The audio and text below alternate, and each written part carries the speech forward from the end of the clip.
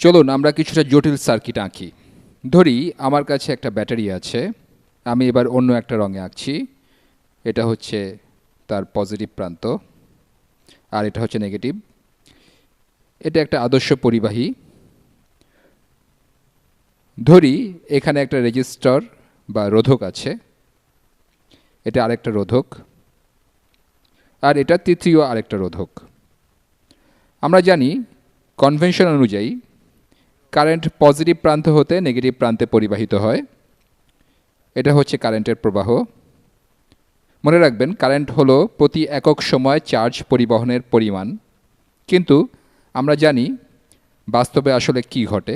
বাস্তবে যা ঘটে তা হলো এখানে আমাদের কিছু ইলেকট্রন আছে, আর ব্যাটারির দুই প্রান্তের ভোল্টেজের কারণে ইলেকট্রনগুলো প্রচণ্ডভাবে পজিটিভ প্রান্তে যেতে চায়, পজিটিভ প্রান্তের দিকে যেতে চায়।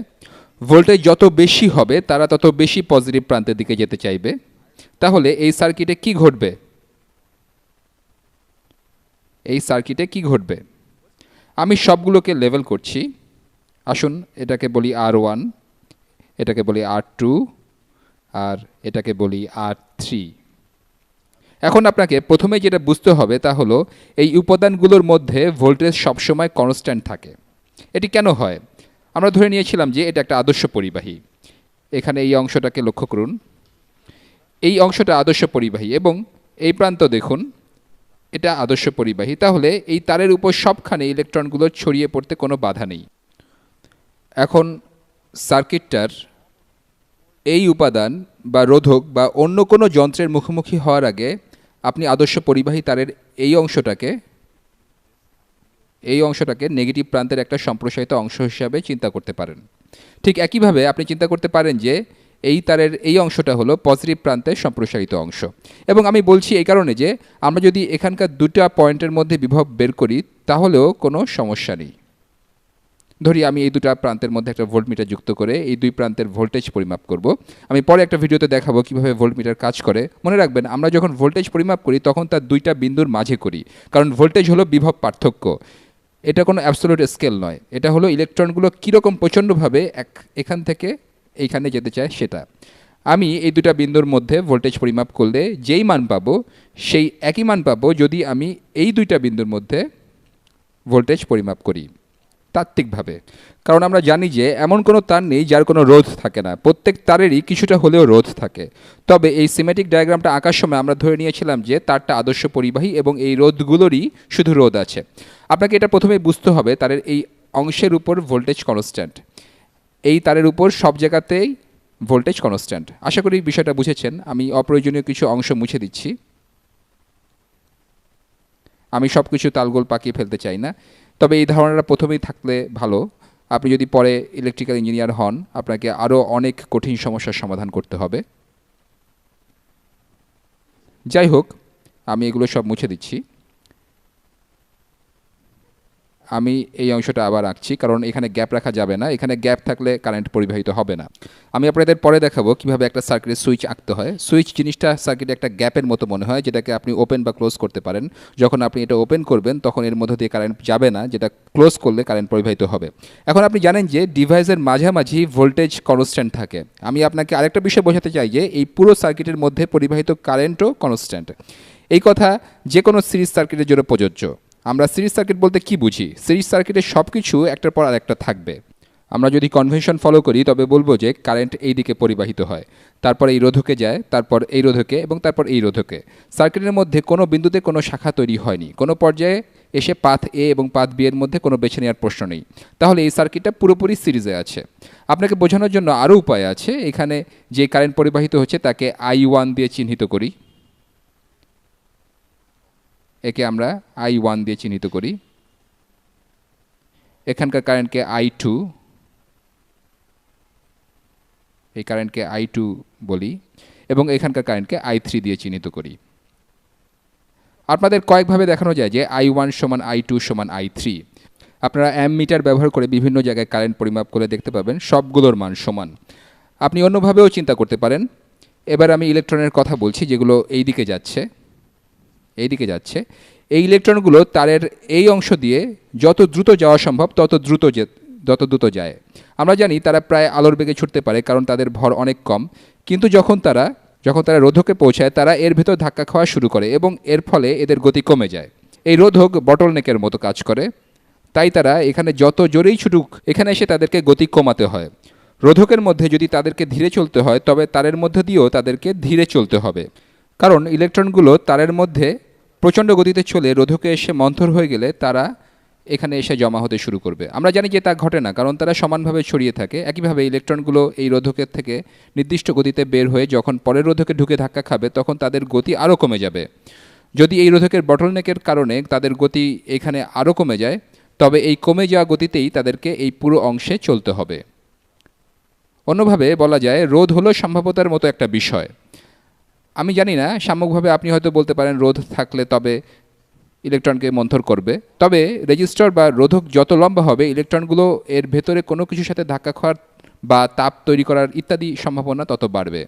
তাহলে আপনি যদি রোধক সিরিজে রাখেন, তবে আপনি আসলে এর ভেতরে অনেক বেশি কিছুর সাথে ইলেকট্রনের অনেক বেশি ধাক্কা খাবার সম্ভাবনা তৈরি করছেন।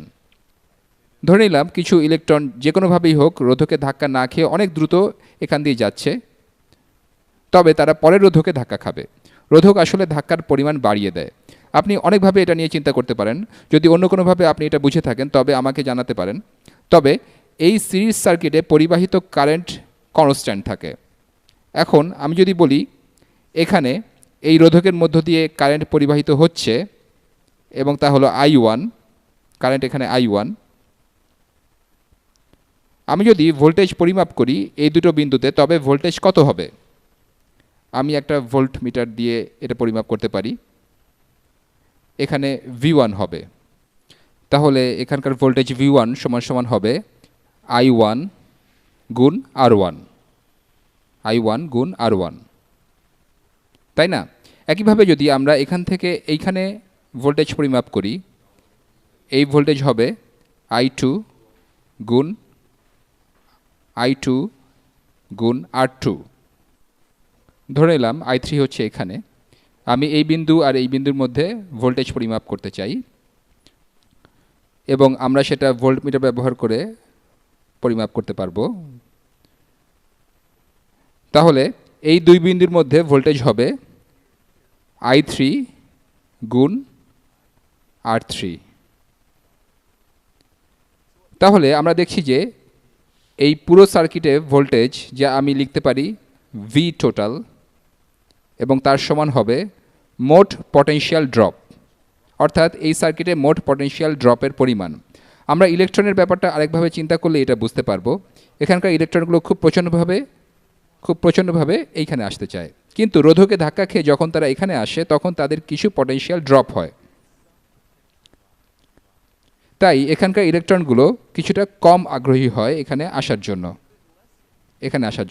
তারা যখন এখানে আসে, আমার মনে হয় তারা ধাক্কা খেয়ে এত বেশি ক্লান্ত হয়ে যায় যে এখানে আসার আগ্রহটা আরও কমে যায়। এ কারণে প্রতিটা রোধকে ভোল্টেজ ড্রপ হবে। তাহলে মোট ভোল্টেজ হবে প্রতিটা রোধকে ভোল্টেজ ড্রপের সমষ্টি। আমি আবার আসল কনভেনশনে ফিরে যাচ্ছি। এখানে কারেন্ট এই পথে পরিবাহিত হচ্ছে, তাহলে মোট ভোল্টেজ ড্রপ সমান সমান V1 যোগ V2 যোগ V3। তাহলে মোট ভোল্টেজ ড্রপ সমান I1 R1 যোগ I2 R2 যোগ I3 R3। এখন মোট ভোল্টেজ ড্রপ হচ্ছে পুরো সিস্টেমের মোট কারেন্ট I টোটাল গুণ মোট রোধ সমান I1 R1 যোগ I2 R2 যোগ I3 R3। আমরা জানি যে এখানে সব I এর মান সমান। আশা করি আপনি বুঝতে পারছেন যে এই পুরো সার্কিটে I এর মান সমান। তাহলে এখানে সব I আসলে একই, আর I এর মান কখনো 0 হবে না। তাই আমরা দুই পাশ হতেই আইগুলোকে বাদ দিয়ে দিচ্ছি, সবগুলো আইকে বাদ দিয়ে দিচ্ছি। তারপর আমরা পাই এই সার্কিটের মোট রোধ সমান R1 যোগ R2 যোগ R3। তাহলে যখন আপনার কাছে রোধগুলো এখানে সিরিজে থাকবে, তখন মোট রোধ হবে তাদের যোগফলের সমান। এতক্ষণ আমি একটা সহজ বিষয় ব্যাখ্যা করলাম। এখন একটা উদাহরণ দিচ্ছি।